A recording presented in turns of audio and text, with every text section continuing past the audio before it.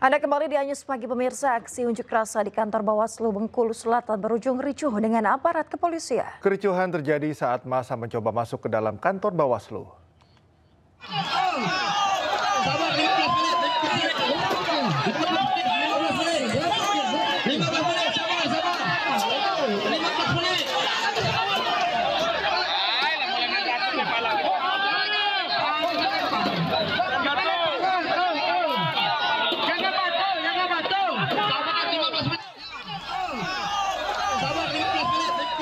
Bentrokan tak terhindarkan antara massa dengan aparat kepolisian di kantor Bawaslu Bengkulu Selatan. Bahkan kepulan asap tebal di kantor Bawaslu serta terdengar suara letusan tembakan. Kericuhan dipicu saat massa mencoba masuk ke kantor Bawaslu dan membawa keranda hingga memancing amarah petugas.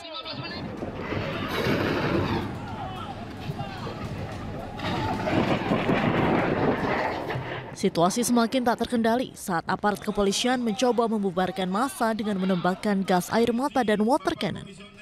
Pasalnya, massa melempar batu ke arah petugas dan kantor Bawaslu. Adapun peserta aksi merupakan simpatisan pasangan calon Surya Tati dan Ilsu Mirat yang berlaga pada Pilkada Bengkulu Selatan lalu. Massa telah 8 kali melakukan aksi menuntut adanya kejelasan terkait dugaan rekayasa kasus penangkapan Cawagup Ilsu Mirat yang diduga dilakukan oleh pasangan nomor urut 3 Rifai Yefri. Berdasarkan pantauan di lapangan, sejumlah peserta aksi mengalami luka-luka dan harus dilarikan ke rumah sakit. Sejauh ini, kondisi di Kabupaten Bengkulu Selatan masih terpantau kondusif. Dari Kota Bengkulu, Endro Dwirawan, iNews melaporkan.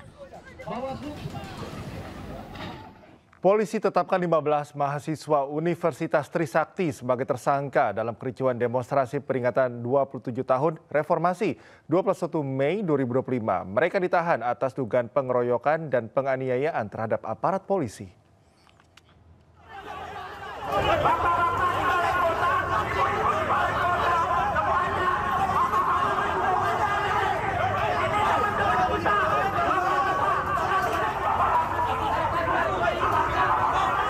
Inilah kericuhan yang mewarnai unjuk rasa mahasiswa Trisakti di depan pintu gerbang Gedung Balai Kota Jakarta pada Rabu sore 21 Mei 2025 lalu. Para mahasiswa mencoba masuk ke dalam gerbang Gedung Balai Kota, namun dihalangi oleh polisi yang berjaga. Aksi ini digelar untuk memperingati 27 tahun tragedi Trisakti. Pasca bentrokan Rabu malam, polisi menangkap 93 orang peserta aksi dan 43 unit sepeda motor. Mereka dibawa ke Polda Metro Jaya. Kini dari 93 orang yang ditangkap, polisi menetapkan 15 diantaranya sebagai tersangka. Mereka diduga melakukan sejumlah tindak pidana berupa penghasutan, pengeroyokan, dan penganiayaan terhadap aparat polisi. Maka 15 orang dari 93 orang yang diamankan telah ditetapkan sebagai tersangka dan dilakukan penahanan terhadap 15 orang. Polisi menjerat para tersangka dengan pasal penghasutan, penganiayaan, serta perlawanan terhadap petugas dengan ancaman hukuman berkisar antara 4 bulan hingga 6 tahun penjara. Tim Liputan iNews melaporkan. Pemirsa, meski telah dinyatakan asli oleh Bareskrim, kasus ijazah Jokowi di Polda Metro Jaya tetap berjalan. Dengan berjalannya kasus ini, pengacara Jokowi menyebut kemungkinan akan ada tersangka.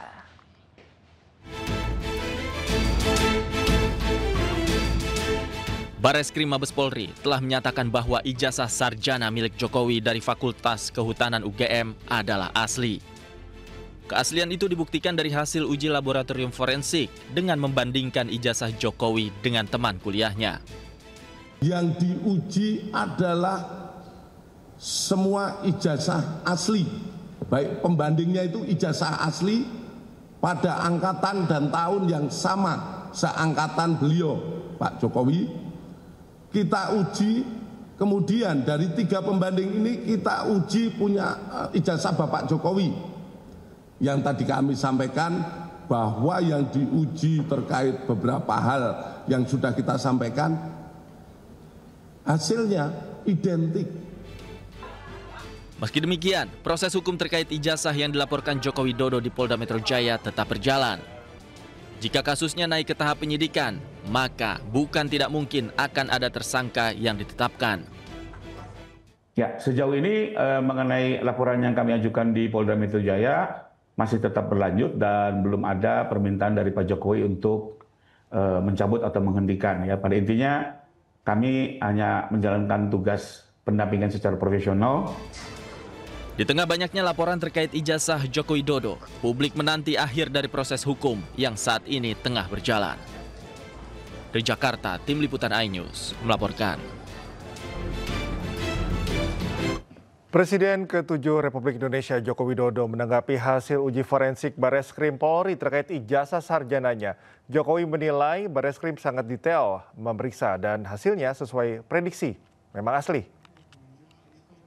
Asli. Kalau saya melihat di Bareskrim itu kan sangat detail sekali ya. Membandingkan ijazah asli saya dengan ijazah asli teman-teman saya ada. Kemudian juga foto-foto waktu KKN ada, foto-foto waktu wisuda ada semua. Kemudian foto-foto waktu naik ke gunung ada semua sebagai mapalah. Detail sekali. Ada juga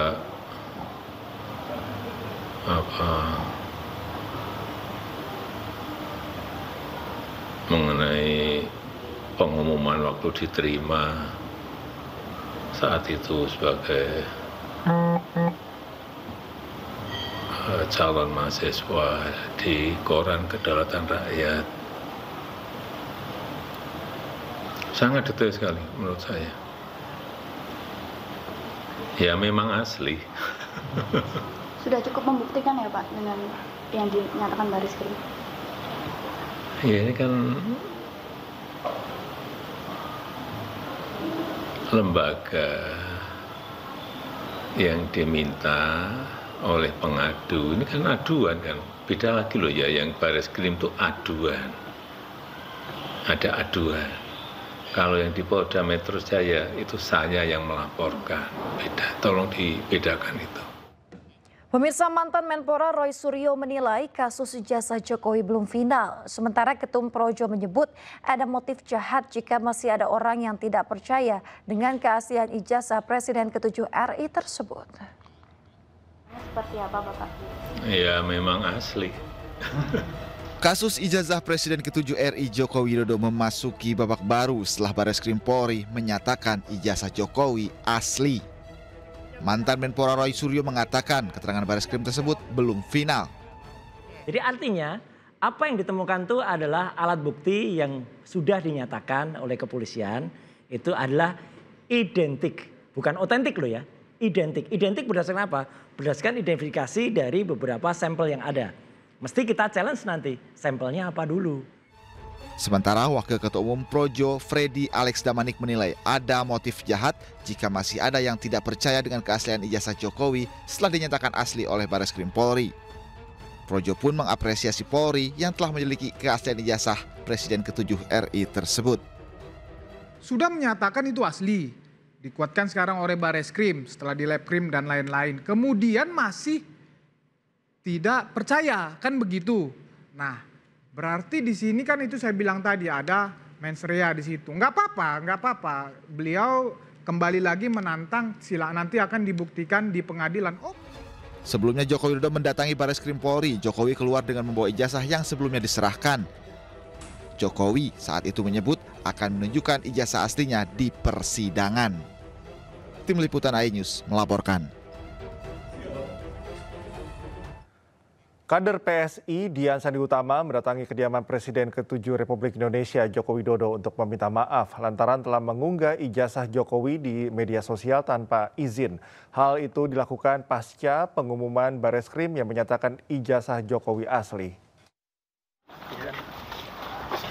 Kader PSI Dian Sandi Utama tiba di kediaman Presiden ke-7 RI Joko Widodo di Sumber Solo, Jawa Tengah. Ia sengaja datang untuk meminta maaf karena mengunggah ijazah tanpa izin. Dian mengaku tidak ada arahan dari Jokowi maupun Ketua Umum PSI Kaisang Pangarep untuk mengunggah foto ijazah Jokowi.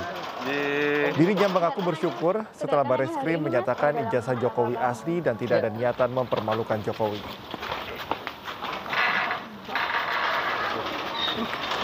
Tidak ada arahan sama sekali, itulah kenapa saya datang ke sini untuk meminta maaf. Berarti baru kali ini ya datang ke sini, Pak? Saya baru kali ini, bahkan bersalaman dengan Pak Jokowi pun baru pertama kali. Kalau dulu pernah ketemu hanya di acara partai saja. Tadi setelah bertemu mungkin Bapak mengatakan apa terkait dengan... Ya beliau maafkanlah tentu, karena niat saya kan memang tidak pernah untuk mempermalukan beliau kan. Niat saya hanya ingin agar itu terang dan segera selesai, agar orang-orang yang memfitnah Bapak ini ya tidak seperti yang kemarin-kemarin itu. Kan itu harkat martabat orang di situ gitu. Kita beralih ke informasi lain pemirsa, pemilik CV Sentosa Sil Surabaya Jan Wadiana menjadi tersangka kasus penahanan ijazah karyawan. Ia diduga menggelapkan atau menyembunyikan total 108 ijazah milik ex karyawan CV Sentosa Sil di Surabaya, Jawa Timur. Ambil mundur, melaku. Polda Jawa Timur menetapkan pemilik CV Sentosa Sil Surabaya Jan Wadiana sebagai tersangka atas kasus penahanan ijazah karyawannya. Sebelumnya polisi menaikkan status laporan penahanan ijazah ke penyidikan dan memeriksa 23 saksi. Status Diana pun menjadi tersangka usai pemeriksaan tersebut. Wakil Direktur Reserse Kriminal Umum Polda Jatim AKBP Suryono mengatakan, polisi menemukan 108 ijazah SMA SMK di rumah Diana saat penggeledahan. Ratusan ijazah ini milik ex karyawan CV Sentosa. Polisi pun berencana memeriksa saksi tambahan. Status dari Diana sendiri saksi atau tersangka? Yang bersangkutan sudah hari ini dilakukan gelar perkara dan dinaikkan ke penyidikan dan menetapkan tersangka saudara Cidu. Setelahnya perkara penahanan ijazah itu nanti? Iya. Penggelapan atau apa? Pasal yang dikenakan? Iya, penggelapan. Sebelumnya puluhan ex karyawan Sentosa Sil melaporkan Diana ke Polda Jatim atas tuduhan penahanan ijazah. Kasus ini juga viral usai Wakil Wali Kota Surabaya Armuji mengunggah konten sidak ke CV Sentosa Sil Margomulyo pada April 2025. Diana dan suami Hendy Suryono ditetapkan tersangka dan ditahan di Polrestabes Surabaya sejak 8 Mei 2025. Keduanya ditahan atas laporan pengrusakan mobil milik kontraktor yang pernah bekerja sama dengan Diana. Dari Surabaya, Hari Tambayong Anyus melaporkan. Kejaksaan Negeri Jakarta Pusat menetapkan 5 orang tersangka baru dalam kasus dugaan korupsi Pusat Data Nasional sementara di Kemenkominfo. 5 tersangka diantaranya terdiri dari 3 orang dari pejabat Kominfo dan 2 dari pihak swasta pemenang tender.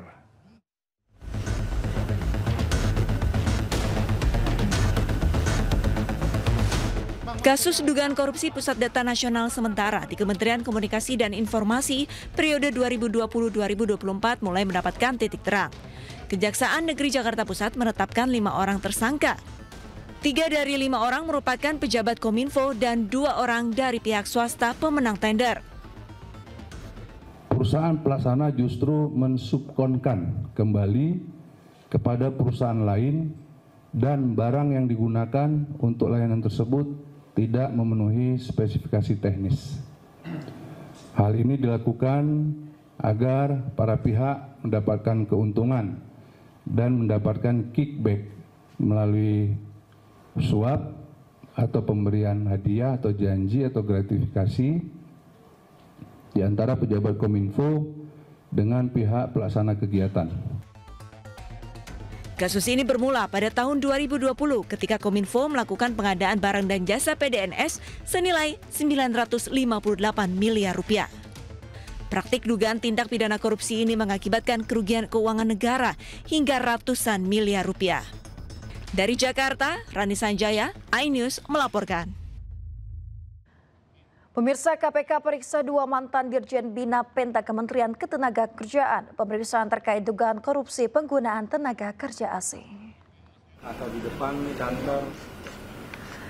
KPK memeriksa 2 mantan Dirjen Bina Penta Kementerian Ketenagakerjaan.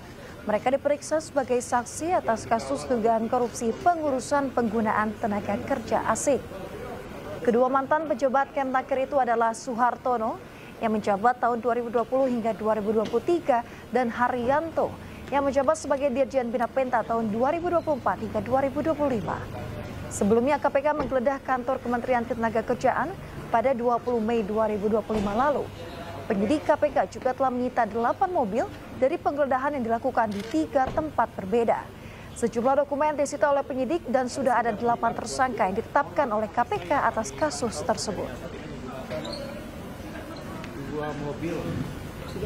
Bahwa tim penyidik sampai dengan hari kemarin telah melakukan penggeledahan di 7 lokasi, yaitu 1 kantor di Kemenaker dan 6 merupakan rumah dari pihak-pihak terkait.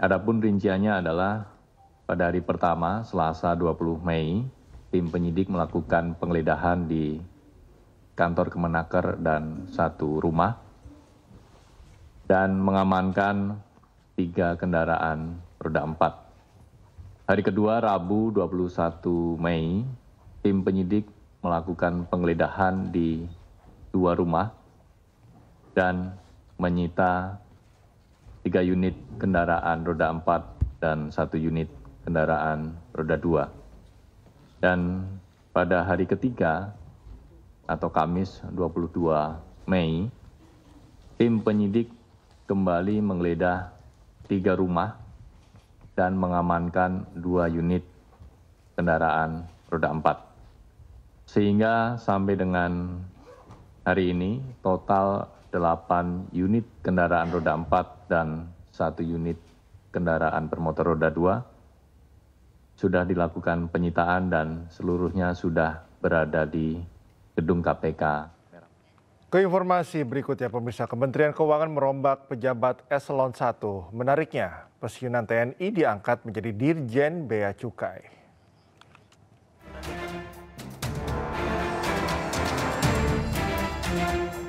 Menteri Keuangan Sri Mulyani Indrawati resmi merombak jajaran eselon 1-nya.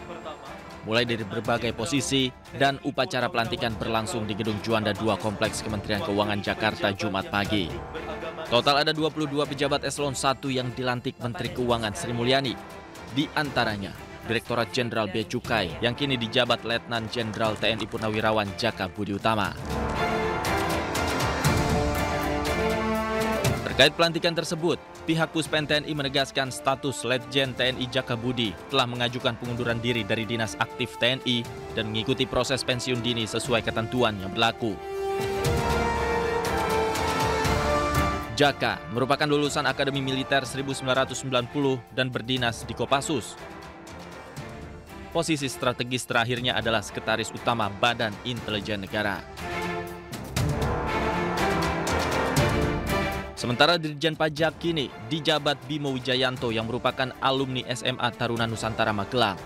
Jabatan terakhir sebelum menjadi Dirjen Pajak sebagai Sekretaris Deputi Bidang Kerjasama Investasi di Kementerian Keuangan. Para pejabat yang baru dilantik ini mendapat tugas dari Presiden Prabowo Subianto untuk meningkatkan penerimaan negara, efisiensi anggaran, dan tata kelola keuangan yang sehat di tengah kondisi ekonomi yang dinamis. Tim Liputan iNews melaporkan. Sementara itu pemirsa, Menteri Keuangan RI tegaskan penunjukan Letjen Purnawirawan Jaka Budi Utama untuk meningkatkan kerjasama dengan aparat penegak hukum. Presiden Prabowo juga sudah memberi target bagi Kementerian Keuangan yang harus dicapai per tahun ini. Telah menyampaikan berkali-kali agar penerimaan negara terutama dari kegiatan-kegiatan yang dilihat sebagai ilegal atau menyalahi aturan harus dikoreksi. Maka kehadiran Pak Jaka merupakan suatu nilai tambah yang kami harapkan akan mendukung dan meningkatkan kemampuan Kementerian Keuangan untuk melakukan koordinasi yang jauh lebih baik dan efektif dengan berbagai aparat penegak hukum